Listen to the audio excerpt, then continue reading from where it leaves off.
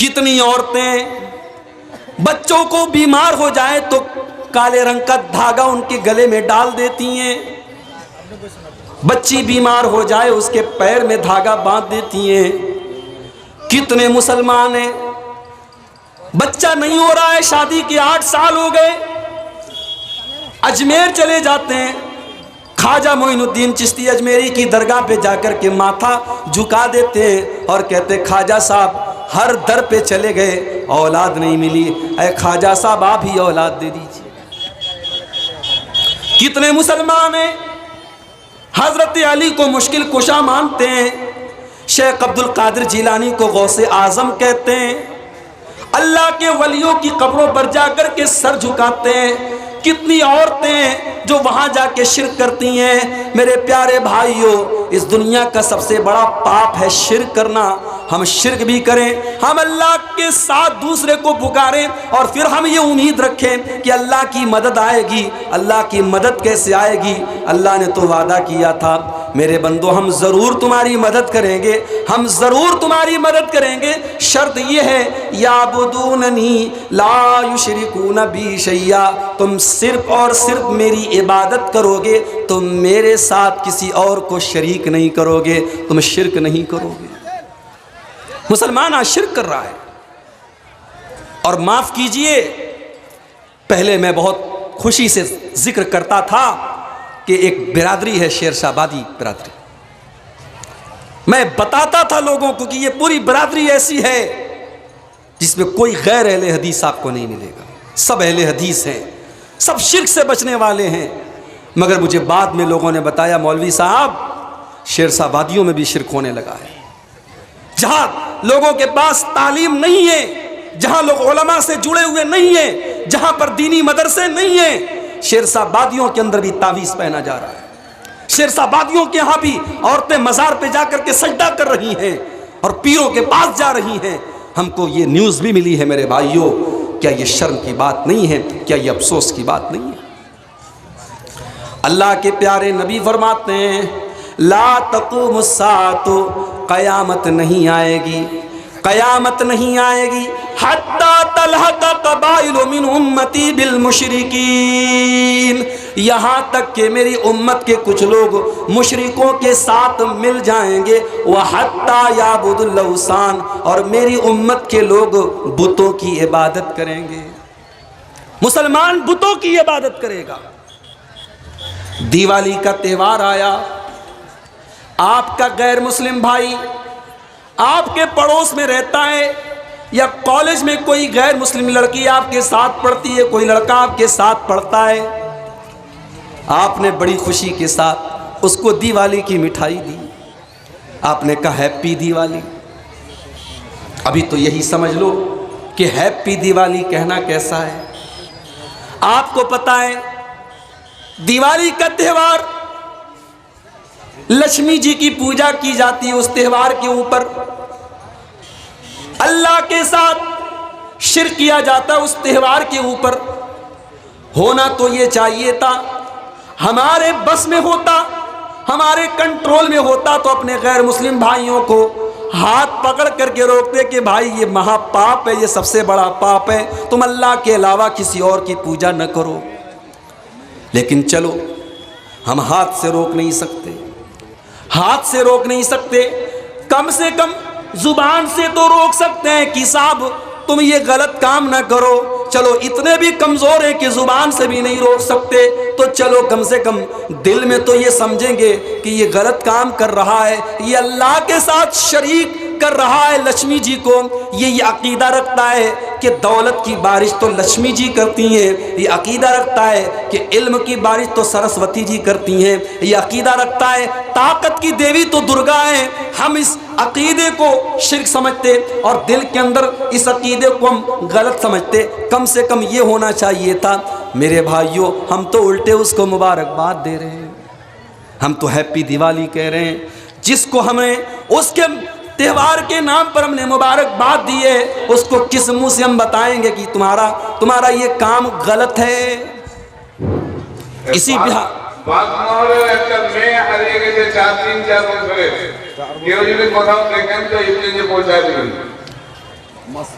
इसी बिहार के अंदर 1 महीना भी नहीं हुआ होगा, सीवान के अंदर मेरा प्रोग्राम था।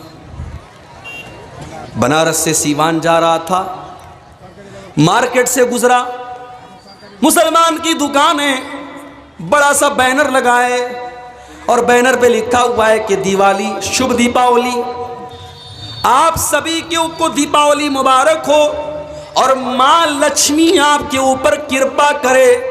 माफ़ कीजिए, ये बैनर लगाने वाला कोई गैर मुस्लिम नहीं था, ये मुसलमान था। हो लोगों, आज तो कितने मुसलमान ऐसे हैं, गैर मुस्लिम अपने मंदिर का चढ़ावा लाता है और ला करके उसको देता है और ये बड़े एहतराम के साथ उसको ले लेता है और खा लेता है। और कितने मुसलमान तो इतनी बेशर्मी से कहते हैं, अरे हम तो बिस्मिल्लाह पढ़ के सब खा लेते हैं, मज़ार के ऊपर चढ़ाया गया सामान आए उसको भी खा लेते हैं, मंदिर के ऊपर चढ़ाया गया सामान आ जाता है उसको भी खा लेते हैं। ओ लोगों, अगर बिस्मिल्लाह पढ़ कर के सब खाया जा सकता है तो कुरान ये क्यों कहता है, इन्नमा हर्रमा अलैकुमुल मैतता वद्दमा वलहमल खिंजीरी वमा उहिल्ला बिही लिगैरिल्लाह। मेरे बंदो, तुम्हारे लिए मुर्दार हराम है, तुम्हारे लिए खून हराम है, तुम्हारे लिए सूअर का गोश्त हराम है और तुम्हारे लिए वो चीज़ भी हराम है जिसके ऊपर गैरुल्लाह का नाम लिया गया हो, जिसके ऊपर अल्लाह के अलावा किसी और का नाम लिया गया हो। मेरे भाई, हराम चीज़ बिस्मिल्लाह पढ़ने की वजह से हलाल नहीं हो जाएगी। शराब का प्याला बिस्मिल्लाह पढ़ के पीने से जमजम नहीं हो जाएगा। सूअर का गोश्त बिस्मिल्लाह पढ़ने के खाने से बकरे का गोश्त नहीं हो जाएगा। हराम चीज़ हराम ही रहेगी, उसके ऊपर एक बार नहीं 1,00,000 बार आप बिस्मिल्लाह पढ़ लीजिए, वो हराम थी और हराम है और हराम ही रहेगी। अकीदा मजबूत करो मेरे भाई, जल से आपने बहुत करा लिया, अकीदा मजबूत करो, अपने बच्चों के अकीदे की हिफाजत करो, अपने बच्चों की तौहीद की हिफाजत करो। आज आपके बच्चे, आपकी औरतें शिर्क कर रही हैं और आपको शायद खबर भी नहीं। जानते हो, आज जब हम में से किसी के इंतकाल का टाइम होता है, जब मौत का टाइम आता है, इंसान अपने बच्चों को क्या वसीयत करके जाता है? जमीन जायदाद की वसीयत करके जाता है, प्रॉपर्टी की वसीयत करके जाता है। हो लोगों, अल्लाह का एक नबी था, उसका नाम था याकूब अलैहिस्सलाम। उनके 12 बेटे थे, 12 बेटे हजरत याकूब अलैहिस्सलाम का आखिरी टाइम है। बिस्तर के चारों तरफ उनके 12 बेटे खड़े हुए हैं और याकूब अलैहिस्सलाम की मौत का टाइम है और 12 बच्चों को क्या वसीयत करके जा रहे हैं, जरा कुरान उठा करके देखो। अम कुंतुम शुहदा इज़ हज़रा याकूबल मौत इज़ क़ाल लिबनीही मा ताबुदून मिन बादी क़ालू नाबुदु इलाहक व इलाह आबाइका इब्राहीम व इस्माईल व इसहाक़ इलाहन वाहिदा व नहनु लहू मुस्लिमून। मेरे बंदो, याकूब का आखिरी टाइम है और अपने 12 बेटों से हजरत याकूब मरने के टाइम ये पूछ करके जाते हैं, ऐ मेरे बच्चों, तुम मेरे बाद किसकी इबादत करोगे, किसके आगे अपना माथा झुकाओगे, किससे तुम दुआ करोगे, किसके नाम की तुम कसम खाओगे? आजकल ये भी बड़ा मसला है, औरतें बच्चे की कसम खा लेती हैं, बहुत सारे नौजवान लड़के अपनी बीवी की कसम खा लेते हैं, अपने महबूब की कसम खा लेते हैं। अल्लाह के अलावा किसी और की कसम खाना भी हराम है, याद रखिए। नहीं खा सकते आप बच्चे की कसम, नहीं खा सकते आप बीवी की कसम, बाप की कसम, माँ की कसम। कसम सिर्फ और सिर्फ अल्लाह की खाई जाएगी। और मसला याद रखो, कसम तो कुरान की भी नहीं खानी चाहिए। मैं बड़े क्लियर अंदाज में कह रहा हूं, कुरान की कसम भी नहीं खानी चाहिए। क्यों? क्योंकि हमारे यहाँ जब कुरान की कसम खाते हैं लोग तो कुरान हाथ में लेके कसम खाते हैं। बोलो भाई, है कि नहीं ऐसा? 2 भाई में झगड़ा हो गया, झगड़े को हल करने के लिए क्या किया, चल कुरान की कसम खाते हैं, कुरान के ऊपर हाथ रख करके दोनों कसम खाते हैं।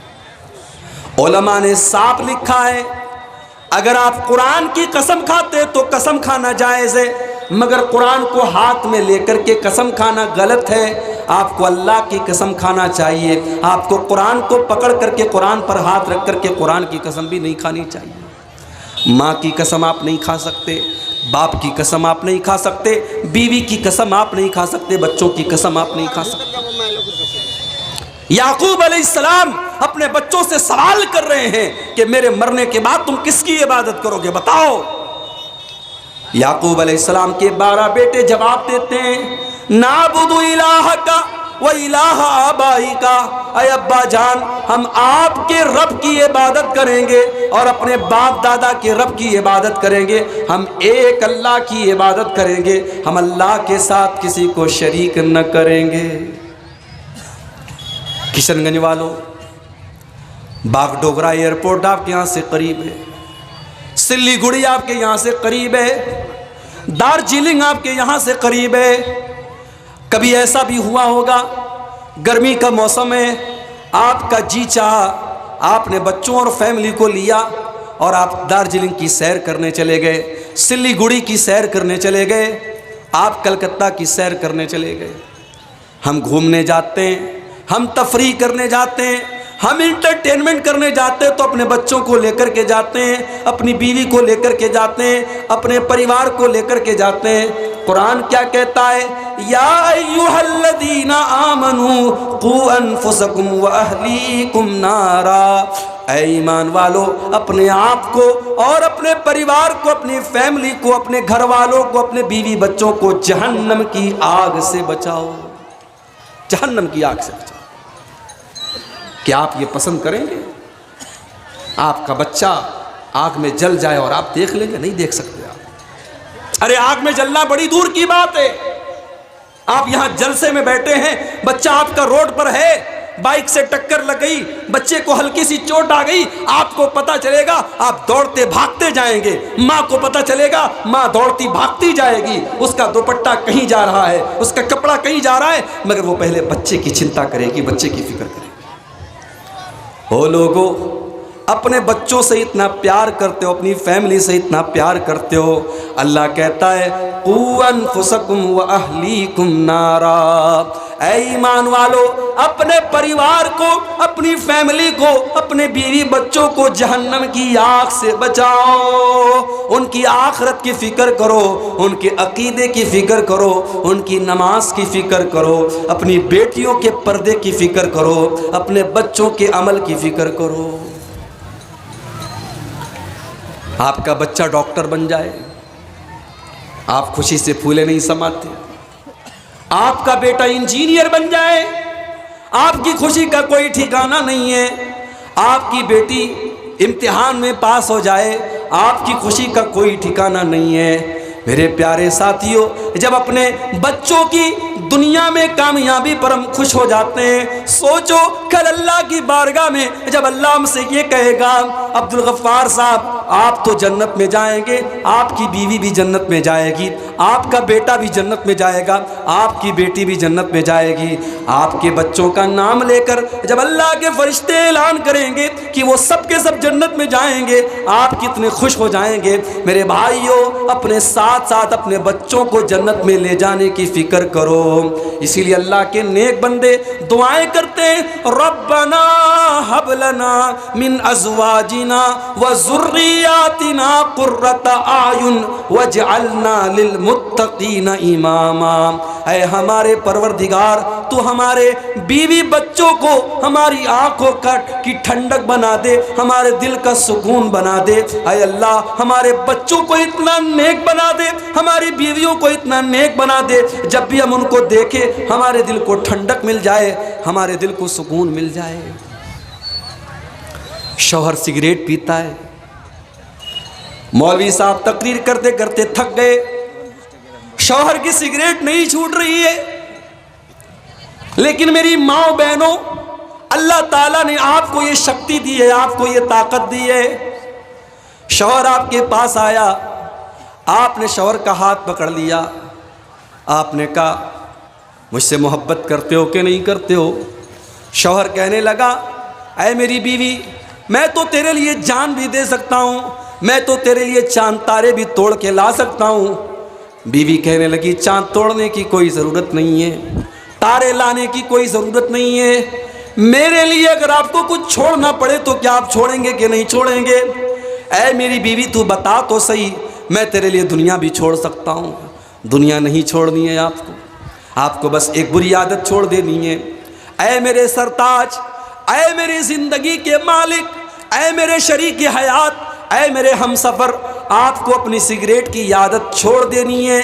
बीवी ने शौहर का हाथ पकड़ा, आंखों में आंसू ला करके शौहर से ये मुतालबा कर दिया, जो काम मौलवी की तकरीर न कर सकी, जो जलसे न कर सके, जो प्रोग्राम न कर सके, अगर बीवी चाहे तो उसकी आंखों के चंद आंसू अपने शौहर से वो काम करवा सकते। ये ताकत दी है अल्लाह ने बीवी को, ये ताकत दी अल्लाह ने औरत को। मेरी प्यारी माँ बहनों, शौहर नमाज नहीं पढ़ता, आपकी नींद खुली, सुबह के 5 बज रहे हैं, हय्या अला सलाह की आवाज़ आ रही है, कुछ नहीं करना है आपको। शौहर का पैर पकड़ के बड़े प्रेम से, बड़े प्यार से शौहर से कहिए, उठ जाओ, नमाज का टाइम है, उठ जाओ, नमाज जल्दी से पढ़ लो। शौहर ने जाकर के नमाज पढ़ लिया। अल्लाह की कसम, शौहर को नमाज का सवाब तो मिलेगा मिलेगा। ओ मेरी प्यारी माँ बहनों, अगर आपके कहने पर और आपके पैर दबा करके उठाने पर अगर शौहर मस्जिद में जाता है तो उस नमाज का पूरा पूरा सवाब आपको भी मिलेगा। अल्लाह के प्यारे नबी फरमाते हैं, मन दल्ला खैरिन, जो किसी को कोई नेकी की बात बताता है, फलहू मिस्लु अजरे फाइलिही, तो नेकी करने वाले को जितना सवाब मिलेगा उतना बताने वाले को भी मिलेगा। परिवार को ऐसा बना लो मेरे भाई। अल्लाह के प्यारे नबी रात में तहज्जुद की नमाज पढ़ने के लिए उठते हैं। अम्मा आयशा सो रही हैं, अल्लाह के नबी 8 रकात तहज्जुद की नमाज पढ़ लेते हैं। अम्मा आयशा सोई हुई हैं, आराम कर रही हैं। अल्लाह के नबी अपनी बीवी के आराम में खलल नहीं डालते, अपनी बीवी को नहीं उठाते।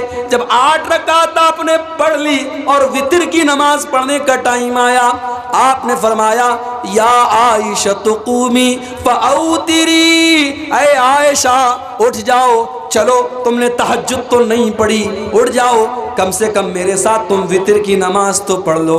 अम्मा आयशा उठती हैं, वज़ू करती हैं, अल्लाह के नबी आगे खड़े हो जाते हैं, अम्मा आयशा पीछे खड़ी हो जाती हैं। अल्लाह के प्यारे नबी वितर की नमाज पढ़ा रहे हैं, अम्मा आयशा पीछे वितर की नमाज पढ़ रही हैं। हो लोगों, एक मुसलमान का घर तो ऐसा होना चाहिए, एक मुसलमान का परिवार तो ऐसा होना चाहिए। मुसलमान शौहर को चाहिए, घर से कहीं जा रहा है, अपनी बीवी को कुछ पैसे दे दे, दूध लाने के लिए, सौदा सलफ लाने के लिए, बच्चों का सामान लाने के लिए, और कुछ पैसे अपनी बीवी को इसलिए भी दे दे, ऐ मेरी बीवी, जब कोई गरीब, कोई साइल, कोई भिखारी, कोई फ़कीर तेरे दरवाजे पर आए तो ऐ मेरी बीवी, तो इस पैसे को सदका खैरात कर देना, कुछ पैसे अपने बच्चों को भी दे दे। घर में बैठा हुआ है, दरवाजे पर कोई फ़कीर आया, अपने बच्चों के ज़रिए भी उन फ़कीरों की मदद करवाए, ताकि बच्चों के दिल में भी ये जज्बा पैदा हो। मदरसे का जलसा है, जलसे में आया है, कुछ चंदे का पैसा अपने बच्चों के ज़रिए भी चंदे में दिलवाए, ताकि बच्चे के दिल में भी चंदे की मोहब्बत पैदा हो, मदरसे की मोहब्बत पैदा हो। लोगों, जिस तरीके से आप अपने बच्चों की दुनिया की फ़िक्र करते हैं, उसी तरीके से उनकी आखिरत की फ़िक्र कीजिए। परेशान हैं हम, क्यों परेशान हैं? क्योंकि हम और आप अल्लाह के दीन से दूर हो चुके हैं, तौहीद से दूर हो चुके हैं। हमने कुरान को लपेट करके रख दिया है। मोबाइल के ऊपर कोई एक मैसेज आ जाता है, हम बेचैन हो जाते हैं। जब तक व्हाट्सएप खोल करके चेक न कर ले, हमें चैन नहीं मिलता। दिन भर में 50 बार हम व्हाट्सएप चेक करते हैं, किसका मैसेज आया है, कहीं ऐसा तो नहीं कि किसी खास दोस्त का मैसेज आया है और हम देख ना सके। अगर दोस्त का मैसेज आए और हमने नहीं देखा तो हो सकता है कि दोस्त नाराज़ हो जाए और दोस्त ये कहे कि यार मैंने मैसेज किया था, तूने क्यों नहीं देखा। दोस्त का मैसेज आए, आप मेरे बड़े ख़ास दोस्त हैं, मैंने आपको मैसेज किया, आपने मोबाइल पर मैसेज चेक किया, मेरा मैसेज आपने नहीं देखा, मैं नाराज़ हो जाऊंगा कि नहीं हो जाऊंगा? हो लोगों, ये कुरान भी तो अल्लाह का मैसेज है। ये कुरान भी अल्लाह का मैसेज है, ये अल्लाह का संदेश है, ये आपको मिला है। ये कुरान चूम करके रखने के लिए तो नहीं मिला है, ये कुरान अलमारी में लपेट करके रखने के लिए तो नहीं मिला है, ये कुरान तो पढ़ने के लिए मिला है। वलक़द यस्सरनल कुरआन लिज़्ज़िक्रि फ़हल मिन मुद्दकिर। चला था एक इंसान कुरान को बदलने के लिए, बेचारे का नाम ही बदल गया, जितेंद्र सिंह त्यागी। अल्लाह ताला जब दिल पर मुहर लगाता है तो इंसान कहां पहुंच जाता है मेरे भाई। कुरान को बदलने के लिए और कुरान के अंदर से 26 आयतों को निकालने के लिए एक मनहूस इंसान खड़ा हुआ था। अल्लाह ने कहा तू मेरे कुरान को बदलेगा? मेरे कुरान को सारी दुनिया के लोग मिल करके भी बदल नहीं सकते। लौ अनज़लना इन्ना नहनु नज़्ज़लना ज़िक्र व इन्ना लहू लहाफ़िज़ून। इस कुरान को हमने उतारा है और इस कुरान की हिफाजत हम करेंगे। सारी दुनिया में जितनी कुरान की कॉपी है सारी कॉपियों को जला दिया जाए और कुरान के सारे नुस्खों को ख़त्म कर दिया जाए। 6 साल का बच्चा उठेगा, 8 साल का बच्चा उठेगा, अल्हम्दुलिल्लाहि रब्बिल आलमीन से लेकर के मिनल जिन्नति वन्नास तक फर फर पूरा कुरान सुना देगा।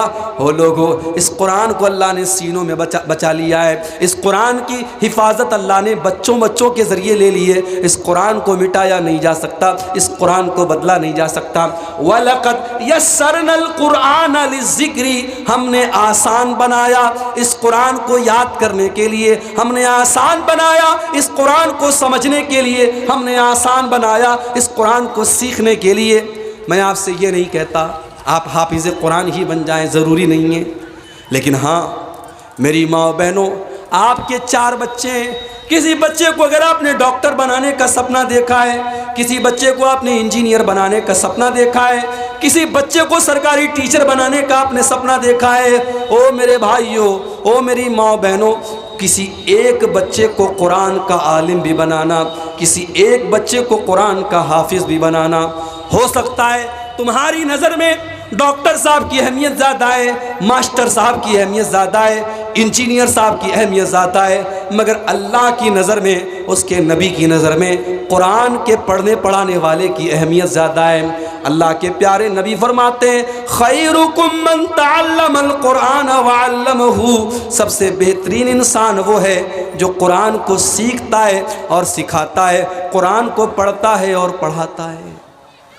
किसी एक बच्चे को कुरान का हाफिज़ बनाइए और वक्त निकालिए, 10 मिनट सही, 5 मिनट सही, 15 मिनट सही, आप कुरान की तिलावत ज़रूर कीजिए मेरे भाई, कुरान की तिलावत ज़रूर कीजिए। आज तो माशाअल्लाह आसानी है, गूगल के प्ले स्टोर पर जाइए और लिखिए इस्लाम 360, एक ऐप आएगा, उसमें आपको कुरान भी मिलेगा, उसमें आपको हदीसें भी मिलेंगी। कुछ नहीं करना है आपको, ऐप डाउनलोड कर लीजिए।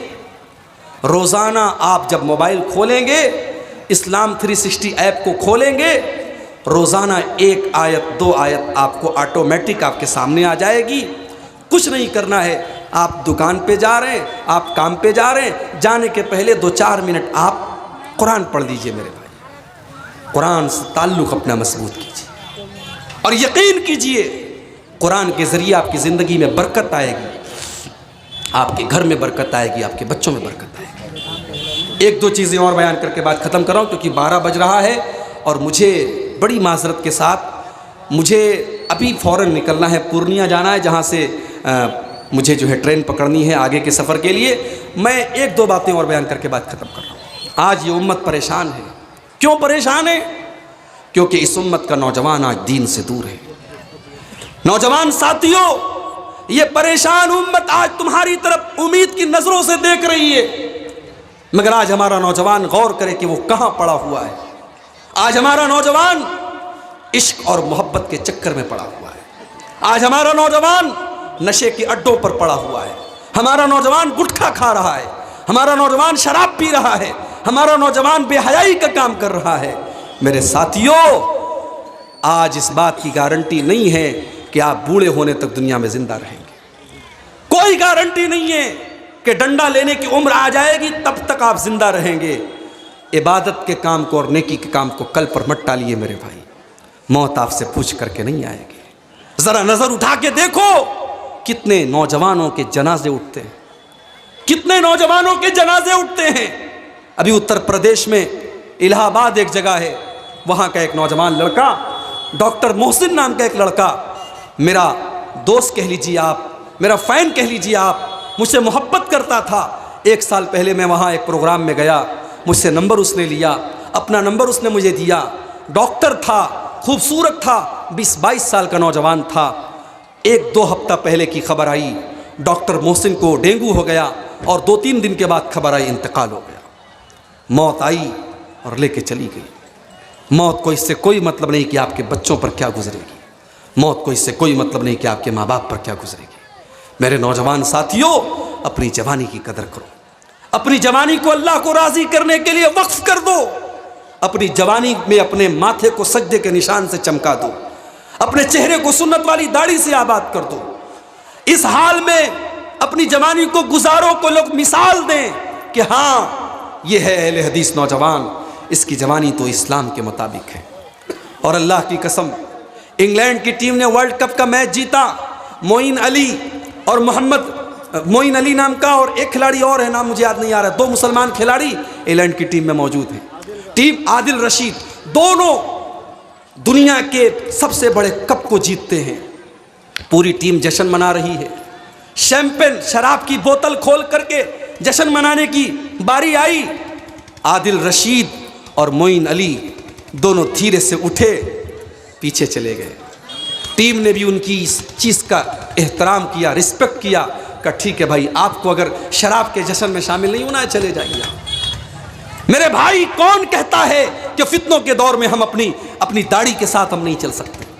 हम दाढ़ी के साथ, नमाज के साथ, दीनदारी के साथ हम फितनों के इस दौर में भी चल सकते हैं। और इसकी मिसाल कायम की है आदिल रशीद और मोइन अली नाम के उन दोनों क्रिकेटरों ने। साउथ अफ्रीका का क्रिकेटर है हाशिम अमला, उसकी बीवी साउथ अफ्रीका के अंदर हिजाब पहनने पर, नकाब पहनने पर जुर्माना देना पड़ता है।